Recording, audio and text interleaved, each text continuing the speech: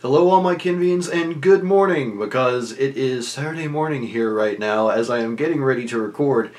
And yeah, my plan for today is to record 2 sessions of classic Doctor Who, both of which will be for the Aztecs. And yeah, I plan to get at least this serial out before the new season of the current Doctor Who begins on October 7th. I'll be releasing more information as to how I'll do that once I know how I'm going to do that. But regardless, today I'm going to be starting the Aztecs with the Temple of Evil and the Warriors of Death. And from what people have told me, I have a lot to look forward to. This is one of the apparently most highly regarded series for the first season of this show. And I'm really looking forward to it. And every now and then, yes, I will be drinking some coffee. No, I am not being a good little Whovian and drinking tea, because I require a larger amount of caffeine than tea can offer me. And if I do not have my caffeine in the morning, I get very, very cross. Full disclosure, this has pumpkin spice creamer in it. Anyway, let's get started and begin the Aztecs with the Temple of Evil. Hey, look, cartoons! You've got bubbles coming out of their mouths.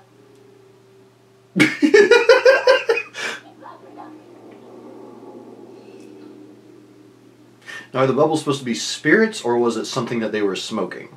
I'm going to assume spirits.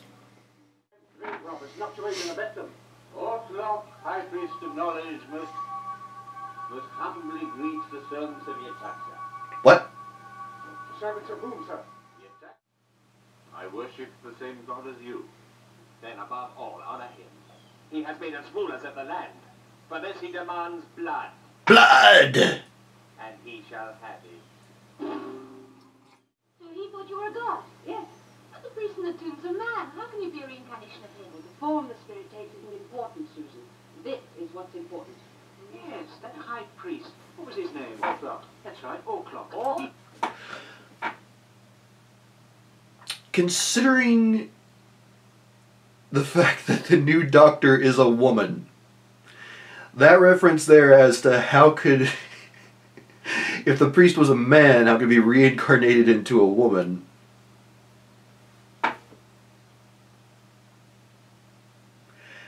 I mean, unintentionally, that's one of the earliest references you can get.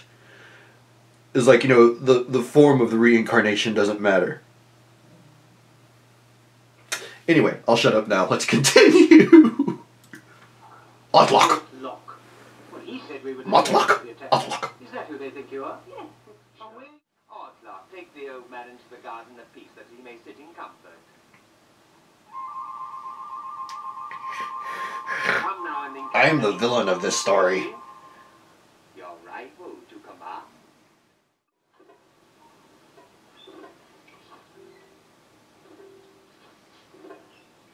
He's their greatest warrior.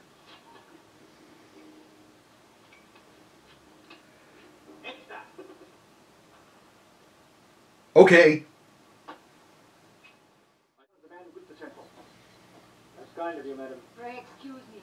Then you may talk more freely. Charming person. So intelligent and gentle. There is to be a human sacrifice. He wants to flirt. That's a ceremony for the rain god.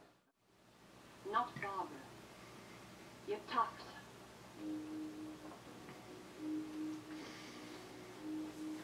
You talks a lot for a goddess.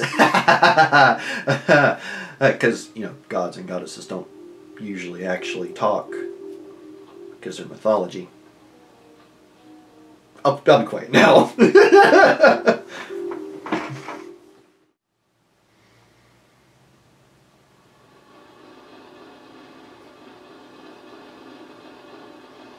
Funny, I didn't think they had snare drums back in the Aztec times.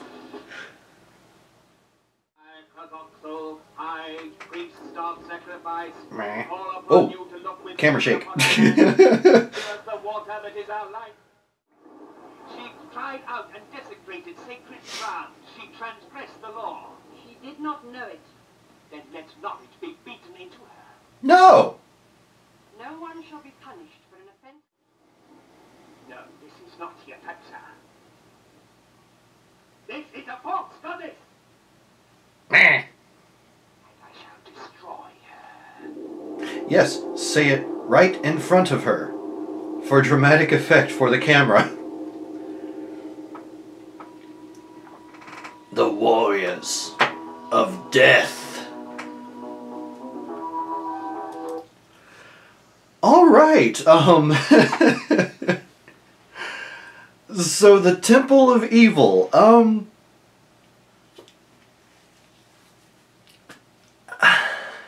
Let me just say one thing. I feel like the name is a bit off. Just because, I mean,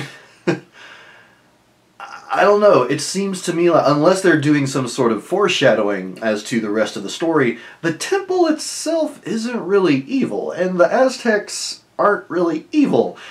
It's, the psychotic, what was it, High Priest of Sacrifice, who might be a little bit evil.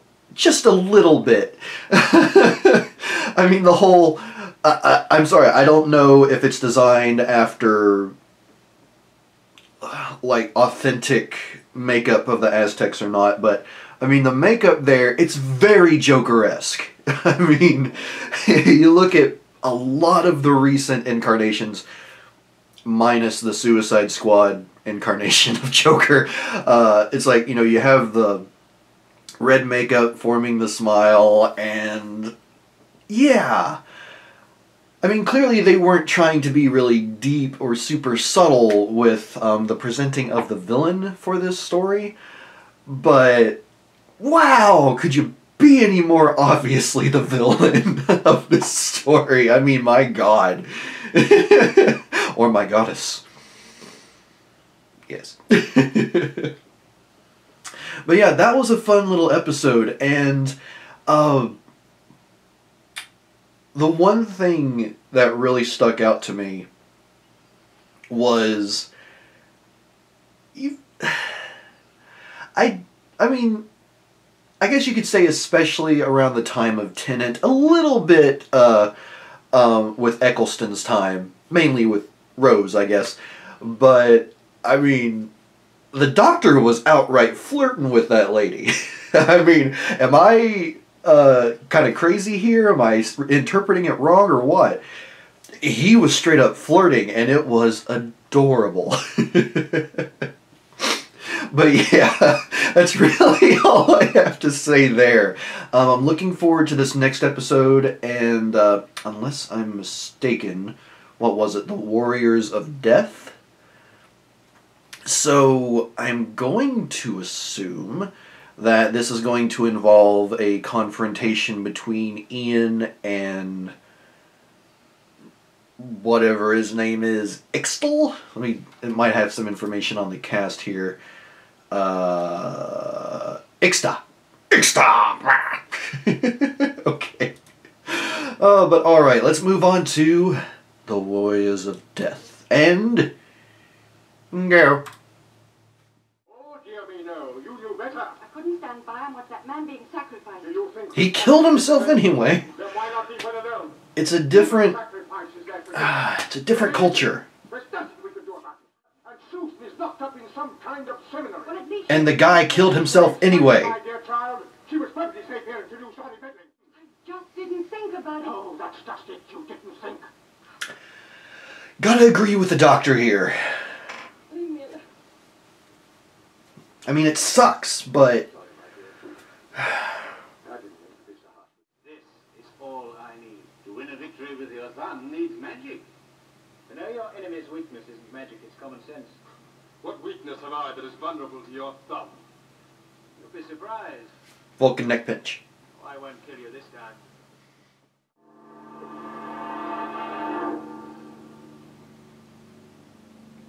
Oh my god, I didn't know he was actually gonna do it. Odds are then it's a tough. Be our commander. No, It may be that the other one died trick. A second contest would show, but I cannot order him. Only the perfect victim may be obeyed at all times. Is that an actual... Was that an actual title in the Aztecs? The Perfect Victim? Faith in extern is supreme. Oh, but their minds are old, Tomato. That's something I'm sure yours will never be. Your heart is young. Oh my.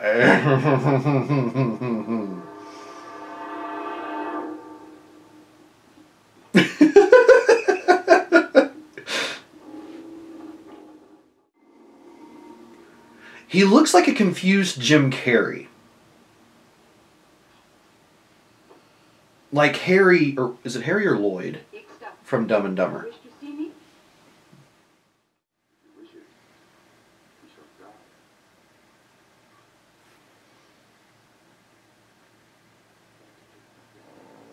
Why? Why? Why?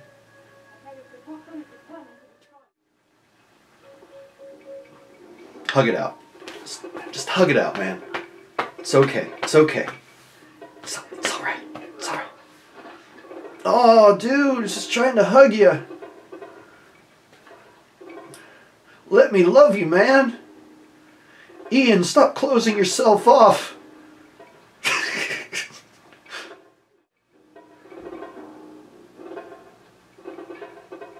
I actually am interested to see how this ends. Like, will Ian pull it off even though he's getting increasingly worn out?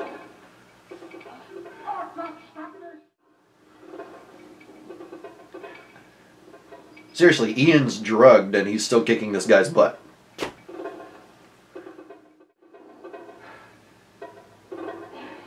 This is admittedly more thrilling than pretty much any other fight that's been on this show so far. Loyal to those who serve me. If you are your tax, son, save him.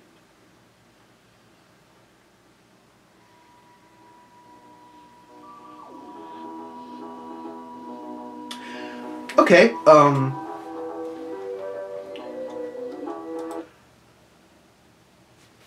to Toxel's point, she just did. She came in and said stop. And therefore saved him. I'm sure that there's something else to it, hence the, sudden ending there that on what's supposed to be a cliffhanger. But for me, it's not, because in my mind, logically, she did just save Ian. So, yeah. I don't know. But these two episodes so far have been pretty cool. I feel like this is overall, like, quality-wise, as far as full episodes that still exist, and therefore I have to exclude Marco Polo, this is one of their most impressive series so far. I mean, yes, I am poking fun at it quite a bit, but I just kind of do that because I do that with today's shows. But yeah, it's really entertaining, and it's interesting to see how they're going through the plot. I do admittedly, and I mentioned this before, not sure if I included in the YouTube version of the reaction, but I do question why they made the Doctor look so maniacal when he took the thorn and put it into the plant for something that would make Ian sleepy. It's like he didn't know that it was going to be a fight between Ian and Ixta. Clearly. I got a little bit confused as far as that goes, but it seemed unnecessary because one thing I definitely noticed too is through these two episodes, the Doctor has been more Doctor-like, I guess you could say. He's been, when he does have arguments with the others, it's not really over him being petty or, some of the things that have happened in older episodes when they're still developing the character. but he was, like, when he would argue, it would be for really good, solid points. And then all of a sudden, for them to, like, just have this zoom in on the Doctor, like, when the rest of the time he's been, you know, very logical, charming, it seemed bizarre to me. It seemed like a very strange choice for them to take. Like, instead of just, like, in my mind, what they should have done is, like, you know, show the thorn and have him smile on and be like, you know, this will do the trick. Something like that. As opposed to a semi-villainous laugh of malice. It just seemed very strange. And one thing, too, that I'm curious if they're going to touch on over the next few episodes was Susan, when she was learning all that stuff, and what was it? Something about being a good housewife. First of all, I am actually curious whether that existed. Like, that kind of thing existed back in the Aztecs' time. I mean, I'm sure that there was something along those lines, but just the way they instructed it seemed interesting. And then we have this moment where she says that no one will decide who she marries except for her. Or rather that no one will choose who she marries without her having some, you know, some input into it. And the high priest and the perfect victim, you know, they were there, but that wasn't followed up on. And again, I'm curious whether or not they're going to follow up on it in this coming episode, especially with the next episode being called The Bride of Sacrifice. I'm curious as to how that's going to play in, especially since we haven't actually seen Susan since that scene. So, yeah, I'm curious what's going to happen exactly with her. And I guess as one final point, and again, I mentioned this during the reaction, but the perfect victim. I've heard of the people, you know, who were offered up as sacrifices to the gods being treated, like, you know, very honorably. Even at the end of the first episode, the person who was going to be sacrificed said that it's like, you know, you denied me my honor. And it's like I've heard of that kind of thing, but the perfect victim, I just can't help but feel like either that's one, a made-up name, or two, sort of a translation from like the Aztec titles and words that we know today, and it being a bit of a mistranslation. Or maybe it's like an accurate translation and I just clearly don't know much, if anything, about the Aztecs. I don't know. It just seems very bizarre and maybe a bit too on the nose for me. But then again, we're talking about an ancient civilization here, so I mean, I don't think they cared too much about being on the nose.